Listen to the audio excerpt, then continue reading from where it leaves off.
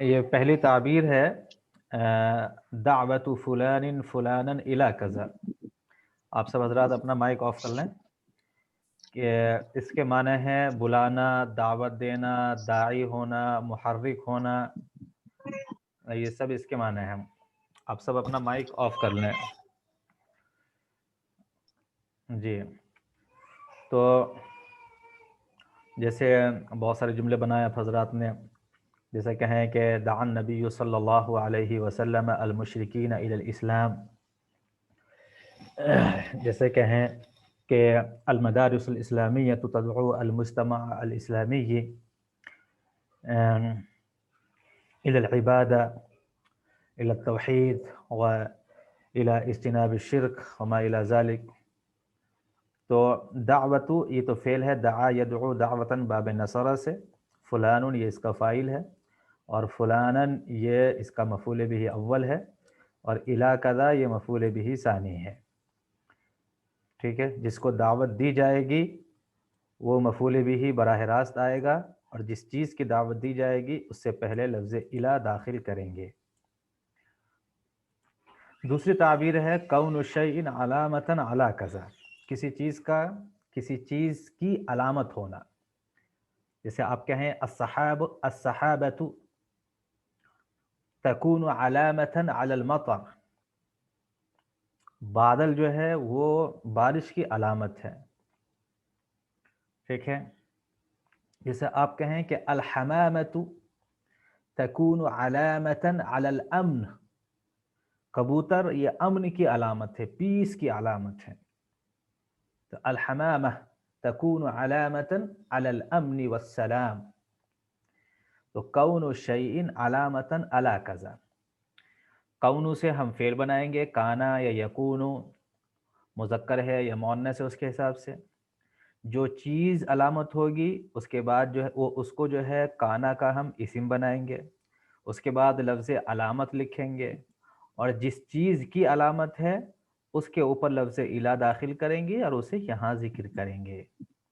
جیسے کونو سے ہم نے یہ تکونو بنایا. ٹھیک ہے، اور کون سی چیز علامت ہے، یہ شیئن جو ہے اس سے ہم نے یہاں پہ المساجد بنایا، تکون المساجد. ٹھیک، اس کے بعد علامتاً لکھا، کس چیز کی علامت ہے، المجتمع المسلم، اور اس سے پہلے ہم نے یہاں پہ الی داخل کیا. یہ مفہوم ہے یا سیدات؟ جی جی جی. نعم. تقدم الشیء، مانا یہ سمجھ میں نہیں. جی جی جی تقدم شیء، تقدم شیء کے معنی ہے ترقی کرنا، کسی چیز کا آگے بڑھنا. ٹھیک ہے، تو تقدم شیء فی کذا الی کذا، الی کذا کے بجائے یہاں پہ فی کذا زیادہ بہتر ہے. کسی چیز میں کسی چیز کا ترقی کرنا، جیسے بہت ساری مثالیں انہوں نے لکھی ہیں. جیسے ابھی ہم کہیں کہ تقدمت الدنیا فی ٹیکنالوجیہ، کہ دنیا نے جو ہے ٹیکنالوجی میں کافی ترقی کر لی ہے. ٹھیک ہے، جی تو یہ ترقی کرنا ہے. جی ہم کہیں سوری تقدم الطب فی العصر الراہن، کہ موجودہ زمانے میں طب نے، طب مینس میڈیکل، بہت ترقی کر لی ہے. ہم کہیں تقدمت دراست فی الزمن الحاضر، موجودہ زمانے میں، زمان الحاضر العصر الراہن دونوں کے معنی موجودہ زمانہ ہے. تعلیم نے کافی ترقی کی ہے، تعلیم نے کافی ترقی کی ہے. یہ مفہوم ہے. جی کنفرمیشن. یہ جی سمجھ میں نہیں آئی یہ تعبیر؟ جی آگے. جی. جی مولانا ایسے اصابت مرض فلانا، مطلب یہ کہ جی جی بولیں، کچھ بولنا چاہ رہے ہیں آپ؟ مطلب دعویٰ کا صلہ الہ ہے. ہوں جی جی مولانا ہوں مولانا کی تعبیرات بات نہیں یعنی دعویٰ کا صلہ الہ ہے ہم، یعنی ہم دعویٰ کے جو بھی جملے میں کریں گے تو الہ لگائیں گے وہاں پر ضرور ایسا ہے کہ دیکھیں اگر آپ نے کیا کہتے ہیں لفظ دعا استعمال کیا اس معنی میں جو معنی ابھی ہم نے بتایا یعنی دعوت دینا یعنی سبب بننا یعنی جی محرک جی ہونا یعنی ابھارنا ٹھیک ہے اور اس میں جی کیا کہتے ہیں جی آپ نے یہ لفظ دعا استعمال کیا فائل تو استعمال ہوگا ہی اس کے بعد آپ نے کیا کہتے ہیں دو مفعول بھی استعمال کیے تو آپ ایک مفعول بھی کو براہ راست لائیں گے اور دوسرے مفعول بھی سے پہلے الا داخل کریں گے اچھا ٹھیک ہے اگر دو مفعول بھی استعمال کریں گے تب جی ایسا ہوگا اگر آپ نے دو مفعول بھی استعمال نہیں کیے تو پھر یہ ضروری نہیں ہے جی جی لیکن عام طور پر جو ہے یہ پہلا مفعول بھی جب حذف کرتے ہیں تو پہلا مفعول بھی حذف کرتے ہیں لیکن دوسرا مفعول بھی حذف نہیں کرتے وہاں پر الا آتے ہی ہے جی جیسے آپ یہ کہیں کہ رسول اللہ صلی اللہ علیہ وسلم نے اسلام کی دعوت دی اب کس کو دعوت دی یہ ہم نے حذف کر دیا ٹھیک ہے جی تو کہیں جی گے دعا الرسول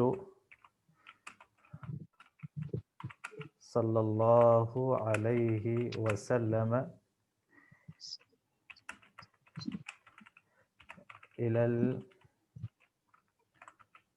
الاسلامی ٹھیک ہے تو یہاں پر ہم نے جو ہے یہ والا جو مفعول بھی تھا یہ والا ہم نے حذف کر دیا ہے اگر اس کو ذکر کرنا ہو تو یہاں ہم کہہ سکتے ہیں کیا کہہ سکتے ہیں المشرقین المشرکین الی الاسلامی جی سمجھ میں آیا ابھی جی ہاں جی اور یہ دوسری تعبیر کون الشیء علامۃ علی کذا یہ کلیئر ہوئی جی جی یہ دوسری تعبیر بھی کلیئر ہوئی کہ نہیں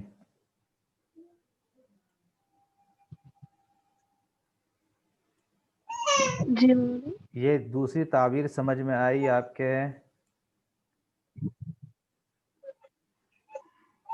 نہیں